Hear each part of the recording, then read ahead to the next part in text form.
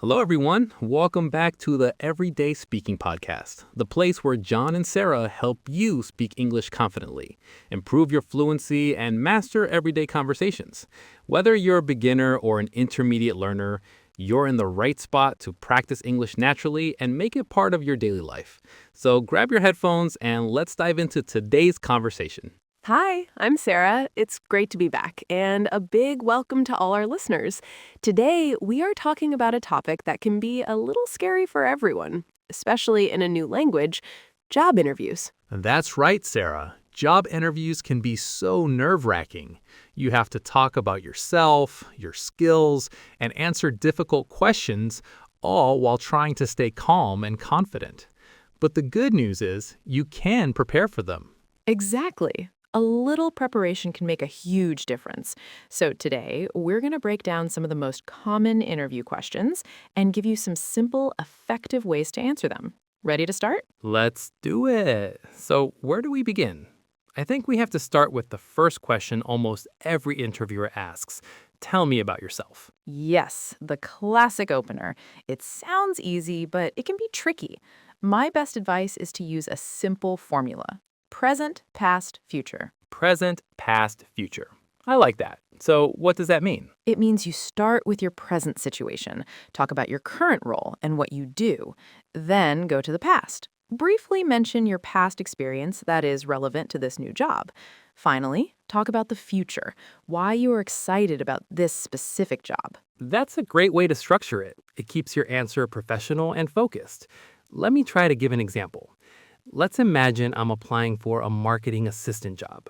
A good answer using your formula could be, well, I'm currently a final year student studying marketing. That's the present. Over the past year, I've had an internship where I learned how to manage social media accounts and create content. That's the past. I'm really excited about this marketing assistant role because I want to develop my skills in a creative team like yours, and that's the future. That was a perfect answer. It's short, professional, and directly connects your experience to the job.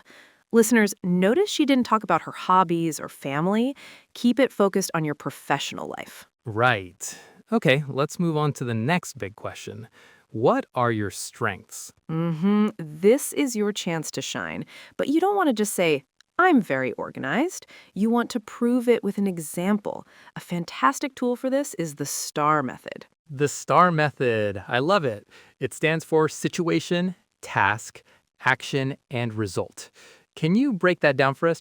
Of course. So, situation is when you describe the context. What was the situation? Task is what you needed to do. What was your goal? Action is what you did. What steps did you take? And result is the outcome. What happened because of your actions? Okay, that makes sense. So instead of just saying, I have good communication skills, you tell a short story that shows it. Exactly.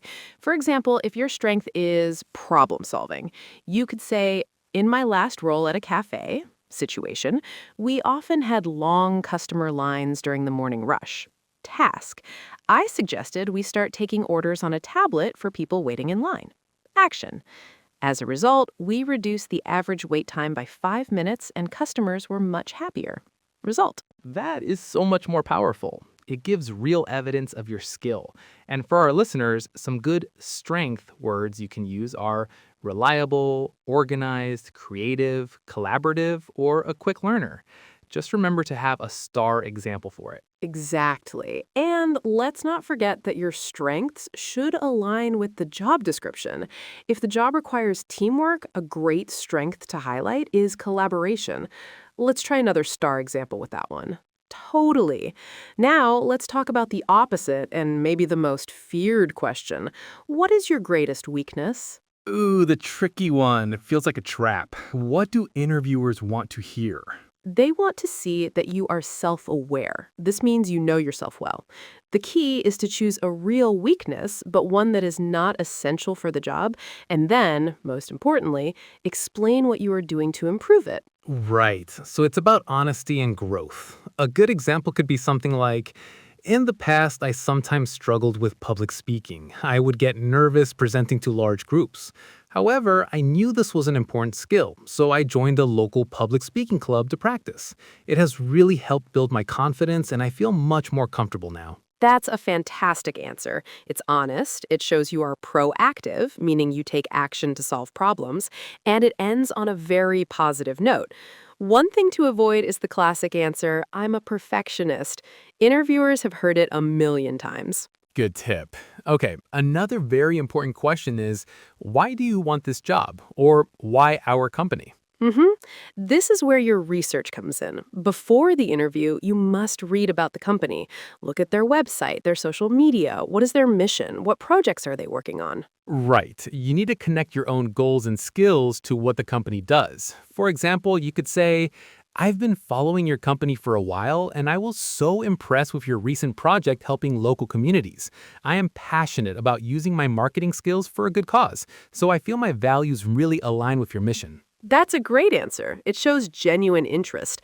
Phrases like, I was impressed by, or I admire your work in, are excellent ways to show you've done your homework. Okay, so we've covered some big questions, but what about at the end of the interview when the interviewer asks, do you have any questions for us? This is so important.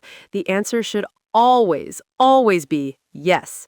Asking questions shows that you are truly interested and engaged. Not asking any questions can make you seem uninterested. Totally agree. So, what are some good questions our listeners can prepare? You should have at least 2 or 3 ready. A great one is, what does a typical day look like in this role? This helps you understand the job better. Another is, what opportunities are there for professional development or training?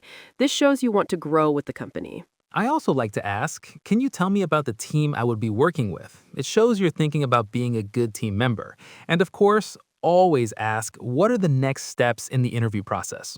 Yes, that's a crucial one. A quick tip here is try to avoid asking about salary or vacation time in the first interview unless the interviewer brings it up first. It's better to save those questions for later in the process. That's such a great point. The interview isn't over when you walk out the door. The follow-up is just as important. What's the first thing someone should do after leaving the interview room? That's a very important point about salary. It can be awkward. When is the right time to talk about it? And what if they ask you directly, what are your salary expectations? Excellent question. It's a tricky dance. If they ask for your salary expectations, a good strategy is to give a range, not a specific number. You should research the average salary for that role in your location beforehand.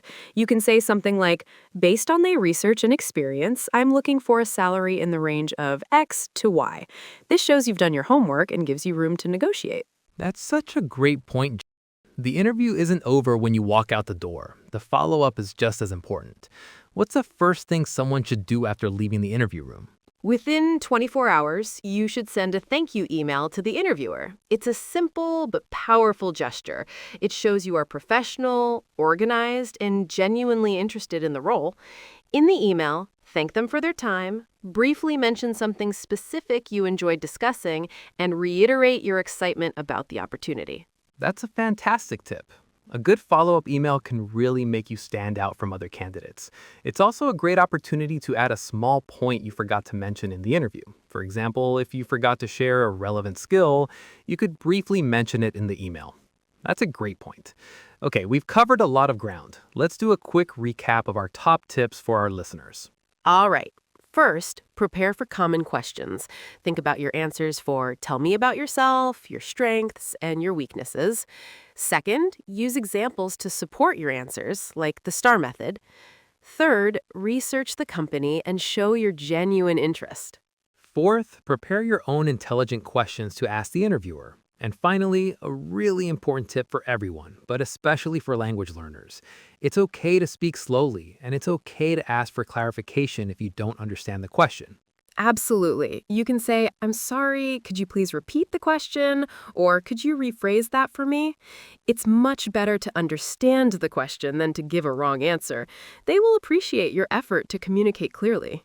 Exactly. Be confident, smile, and remember that an interview is a two-way conversation. You are interviewing them too. So take a deep breath, believe in yourself, and show them how great you are. You've got this. Thanks for listening. If you enjoyed today's conversation, don't forget to hit that subscribe button and join our community of English learners. And here's a little challenge for you. Try to use at least 3 phrases from today's episode in your own conversation tomorrow. Keep practicing, stay consistent, and we'll see you in the next episode of Everyday Speaking Podcast. Upgrade your English one conversation at a time.